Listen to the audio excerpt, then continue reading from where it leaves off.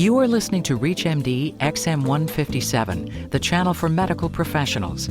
In cooperation with the American Medical Association Foundation and in association with the Pfizer Medical Humanities Initiative, ReachMD is proud to bring you the following interview with Dr. Frank E. Staggers, recipient of the Jack B. McConnell MD Award for Excellence in Volunteerism from the 2008 AMA Foundation Excellence in Medicine Awards held March 31st in Washington, D.C. Your host for the interview is Dr. Mark Chyna. Dr. Frank E. Staggers, Sr., MD, congratulations on your award and thanks for speaking with ReachMD. It's my pleasure and thank you for having me. Dr. Staggers, you're a urologist from Oakland, California who, and I quote, has devoted countless hours in public service work to improve health care for his patients and his community. That's a statement from the AMA Minority Affairs Consortium Chair, Diana Ramos. Now, you grew up as one of 9 children to your parents. What was it like in a family so large? Was this familial relationship what forged for you a bond with the community to which you've given such praiseworthy devotion? Yes, I think that when you come from a large family, you're used to sharing. You're used to doing things collectively. You're used to having allies. And you learn how much more you have and how much more you can offer when you're working together. So that's the lesson I learned from my family. And I think the other thing is the fact that the heads of the family, the mother and father, were such great people. It was great growing up. In elaborating on your background, can you tell us about your parents? My mother and father were sharecroppers, and then after they got married in 1914, they moved to the city, Charleston, South Carolina, and my father became a railroad switchman, the only job he ever had. Mother never worked outside the home, but when you have 9 children, you have enough to do in the home. So that's the background for my parents. What motivated you towards medical school? I think I must have been about 3 years old, as far as I can remember. Our family doctor lived right around the corner. He was a very short gentleman who was a pediatrician by trade.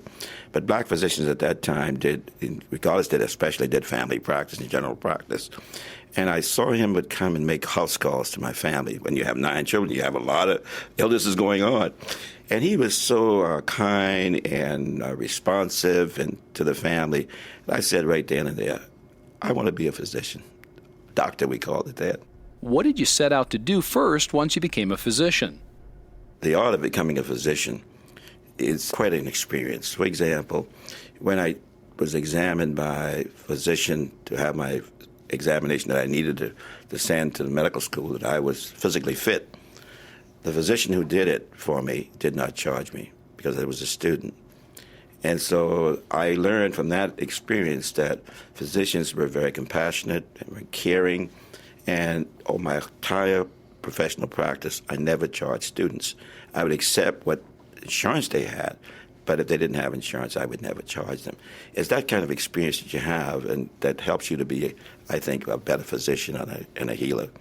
And that experience also carries with it that experience you have in your community. I come from a community where my father and mother thought that it took a village to raise a child. Obviously, when you have 9 children, you have to have a lot of help and a lot of extended family, and we did. And that's where you get a lot of the training and so forth. You've been instrumental in the development of the AMA Minority Affairs Consortium. With that, please tell us a little bit more about what you've helped create in your field and what your goals are going forward. Well, you learn a lot all your life, especially in medicine. We are continuously having what we call continuing medical education. I call it continuing human experience and improvement. And so when I do my yearly resolutions, I do one resolution. And that's always, please God, make me a better person. And you try to be that. And that's for your community and for your patients. My goal then is that I'm not through yet. These 81 years that I've been on this earth, I don't think God has blessed me with pretty good health. I think I'm still oriented most of the time. And as long as I think that I can make a contribution, we're going to try to do that, especially in the community. Can you describe your involvement in the California Medical Association Foundation? At the current time, the chair of the California Medical Association Foundation, which is a subsidiary of the California Medical Association. And we do a lot of work in the community. We are the bridge between the California physicians and their communities. If you've just tuned in, you're listening to a special interview from the 2008 AMA Foundation Excellence in Medicine Awards on ReachMD XM157. Your host is Dr. Mark Chyna, and speaking with him today is the Jack B. McConnell MD Award in Excellence in Volunteerism recipient, Dr. Frank E. Staggers. Dr. Staggers, what advice would you give to today's younger generation of medical professionals, those looking to give back yet dealing with the regimented nature of the physician's life? That's a great question, and I wish I had the time to really give it the amount of attention that it requires. But I always tell medical students, in order to get into medical school, you've got to do community work. Think of that. And once you get into medical school, they want you to continue to do community work.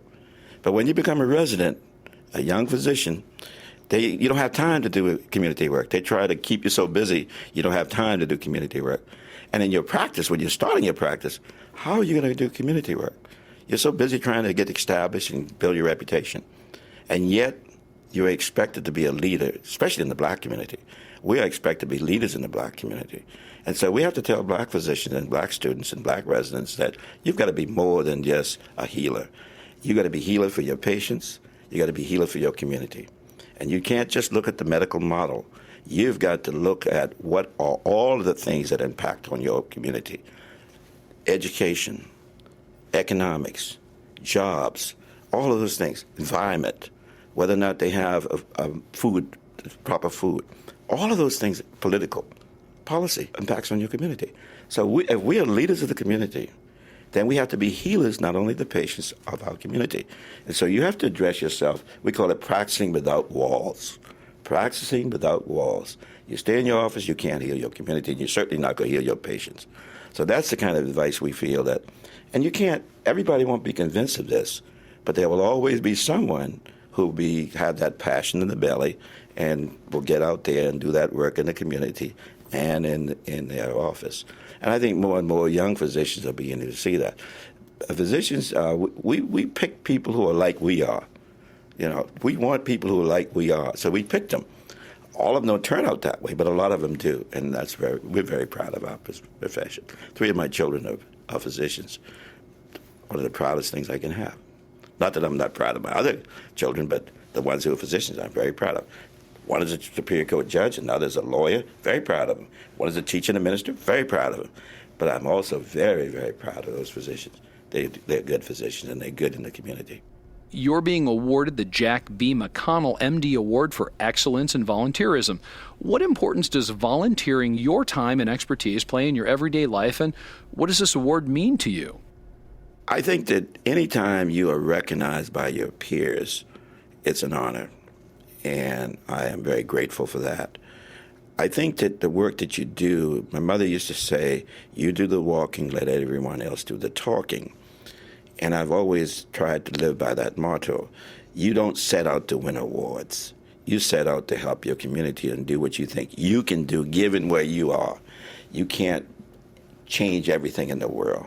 You can only change those things you have some control over and what you can help to and how you integrate those things and how you integrate the organizations that you work with and how you can get. I'm Navy trained in one of my military encounters, and you can go from a ship or ships to a fleet and to an armada. And even though the ship is self-contained and self-governing, everybody knows that when you're with the fleet, you don't go to Hawaii if the fleet is going to Alaska. You go where the fleet is going. And so it's that type of thinking that you try to get across in your community. And so if you happen to do the right thing, and if you live long enough, and one of my friends tell me you don't get older, you get more experience, you will get certain awards and certain recognition. But they should not make you feel that you are doing something to set out to win an award. It's not like an athletic contest. This is not an athletic contest. You don't set out to be the best in the 400 meter. What you're doing is you are, for yourself, giving of yourself and your time and giving back to your community, sharing your community, that experience and expertise that you have. It's best to make your community as healthy as possible. Can you name an example from your life as a physician that perhaps spoke as a testament to your achievements in the medical field? I always tell this one because I think this is, to me, is my greatest professional moment and my greatest personal moment. And I was asked that question when I was president of the California Medical Association. And what I said to the interviewer was, they were the same. Let me explain. I grew up in Charleston, South Carolina. Charleston was a Navy town, and the Navy ran that town. And the only thing blacks could do in the Navy at that time, on the federal fiat, was they could be stewards or servants or cooks. That was it. I worked in the Navy yard as an adolescent in a junior officers' mess for the Navy.